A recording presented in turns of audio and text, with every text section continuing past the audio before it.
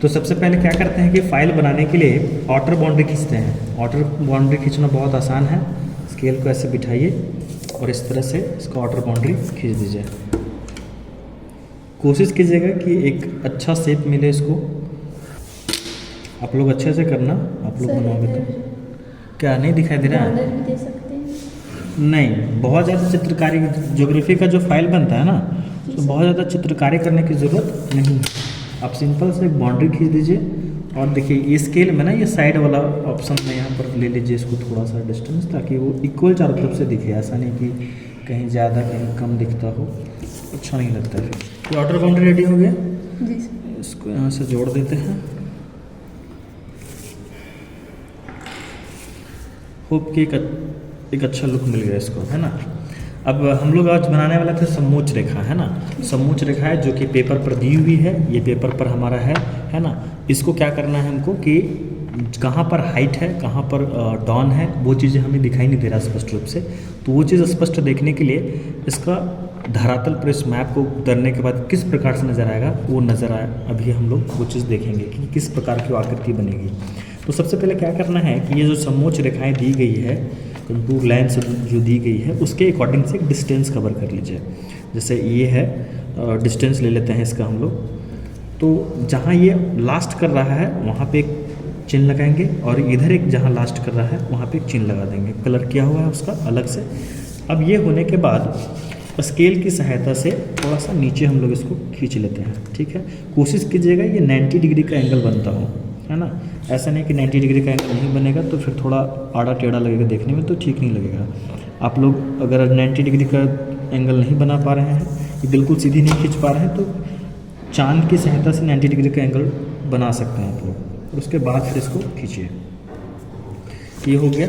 अब इसके बाद हम लोग क्या करेंगे कि स्केल मान लेंगे, क्योंकि जब तक स्केल आप नहीं क्रिएट करोगे तब तक वो चीज़ें हैं कि वो स्पष्ट रूप से नज़र नहीं आएगा और फिर जो फिगर ड्रॉ होगा वो हो सकता है थोड़ा कि अप एंड डाउन ज़्यादा हो जाए। तो उसके लिए क्या करते हैं कि हाफ सेंटीमीटर का हम एक स्केल बिठा लेते हैं, ठीक है। तो हाफ सेंटीमीटर का स्केल ले लेते हैं या 1 सेंटीमीटर का भी ले सकते हैं हम। अब स्केल लेने के लिए ये पहले देखना होता है कि जो कंटूर मैप दिया गया है वो स्टार्टिंग कहाँ से है। तो यहाँ पर देखिए, यहाँ पर 0 मीटर से स्टार्ट कर रहा है और हाईएस्ट कहाँ तक गया है? 400 मीटर तक। तो 400 मीटर तक ही हाईएस्ट गया है। तो हमको 4 ही लेना है। यहाँ पर 1-1 सेंटीमीटर का हम ले रहे हैं। आप हाफ का भी ले सकते हैं, कोई दिक्कत नहीं उससे। यहाँ पर हमने लिख दिया 0 मीटर, ये आपका 100 मीटर, ये आपका 200 मीटर हो गया, and next 300 metre, and next 400 metre, ठीक है। ये हमारा हाइट निकल करके आ गया है जो स्केल पर हमने मेजरमेंट कर लिया। अब सिंपल सा इस पेपर को बीच से फोल्ड कर देना है। हमने पहले ही फोल्ड कर रखा है, आप फोल्ड कर लीजिएगा। फोल्ड करने के बाद इसको यहाँ पे बिठाइएगा और ये बिठाने के बाद आपको क्या करना है, ये बिठाने के बाद क्या करना है आपको कि यहाँ से अलग अलग जो चिन्ह आ रहा है ना, इस तरह से उसको जहाँ जहाँ कट रहा है वो वहाँ पर आप टिक कर लीजिए। ये टिक कर लिए। जहाँ जहाँ देखिए, जहाँ जहाँ पर लाइन क्रॉस कर रही थी वहाँ पर हमने टिक कर लिया। अब क्या करना है आपको कि ये जो हमने लाइन खींच यहाँ पर चिन्ह दे दिया, इस चिन्ह को नीचे की ओर इसको डॉट डॉट करके नीचे की ओर ड्रॉ कर लीजिए। सिंपल सा इसको ड्रॉ कर लेना है। स्केल की सहायता से करेंगे तो सीधी हो जाएगी, ठीक है।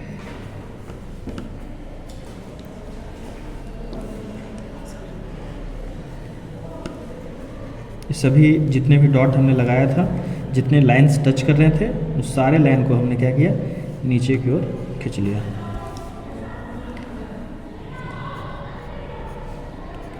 ठीक है, ये हो गया।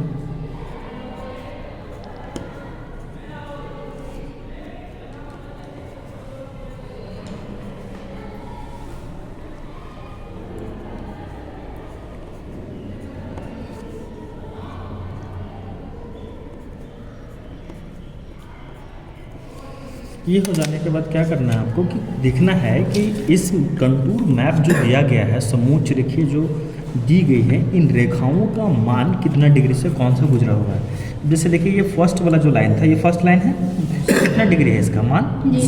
जीरो। जीरो मीटर है ना, 0 मीटर है। तो अब ये 0 मीटर में इसको ये वाला लाइन यहाँ भी है और यहाँ भी है, दोनों साइड पे है। तो इसका मतलब ये 0 पर हम चिन्ह लगाएंगे और एक यहाँ पर भी 0 पर लगा देंगे, ठीक है। उसके बाद जो रेखा है वह 100 मीटर की है ना, 100 मीटर की है। तो ये 100 मीटर वाला, अब ये लाइन कितना का है? 100 का है ना, और ये भी 100 का है। तो 100 मीटर के डिस्टेंस में यहाँ पर और इधर भी 100 मीटर के डिस्टेंस में यहाँ पर लगा देंगे, ठीक है। तो ये 100 का हो गया। उसके बाद कितना का है? 200 का। तो 200 का लाइन ये वाला है, ये 200 का लाइन पे हमने यहाँ लगा दिया, ये इधर वाला 200 का यहाँ पर है, ठीक है। उसके बाद कितना 100 का? 300 का। तो 300 की लाइन यहाँ पर है और 300 को हमने लगा दिया। अब है आपका 400, तो 400 यहाँ पर है और ये 400 यहाँ पर है। अब क्या करना है आपको कि फ्री हैंड से, स्केल्स की सहायता से नहीं, फ्री हैंड से बिल्कुल एकदम सीधे तरीके से जाए। तो ये आपका चला जाएगा यहाँ तक और इधर से जो लाइन चला जाएगा, इधर कुछ इधर से चलते हुए इसको चला गया। अब इसको क्या करना है कि ये जो लास्ट वाला बच गया है उसको दोनों को मिला करके इसको खींच देंगे। अब ये आकृति जो है बन जाएगी। उसके बाद इसको आप इस तरह से लाइन भी खींच सकते हैं इसमें, या इस तरह से इसको हल्का कलर भी कर सकते हैं, आपके ऊपर है। शेडिंग डाल दीजिए उसमें। और इसके बाद जो रेस्ट चीज़ें बच जा रही हैं उसको आप इरेज कर दीजिए। स्केल तक रहने दीजिएगा, स्केल तक रहने दीजिएगा। और स्केल के ऊपर का जो भाग है उसको इरेज कर दीजिए। नीचे वाला जो भाग है इसको अच्छे से साफ़ कर दीजिए। और ये जब साफ़ कर दीजिएगा तो इसकी आकृति कुछ इस प्रकार से नज़र आएगी। और ये इरेज होने के बाद इसको यहाँ तक और इसको इसी सीधे में यहाँ तक बना दीजिए। और इसको इस तरह से लाइन खींच दीजिए, या तो इसको हल्के में कलर कर दीजिए। इसको बहुत ज़्यादा डार्क कलर मत कीजिएगा, अच्छा नहीं लगता, भद्दा लगता है फिर। ऊपर में यहाँ हेडिंग क्रिएट कर देना है आपको। हो गया, खत्म नहीं। क्वेश्चन रूलिंग वाला में लिखेंगे, क्वेश्चन रूलिंग वाला में लिख करके इसको चिपका देंगे, ठीक है। कोई दिक्कत?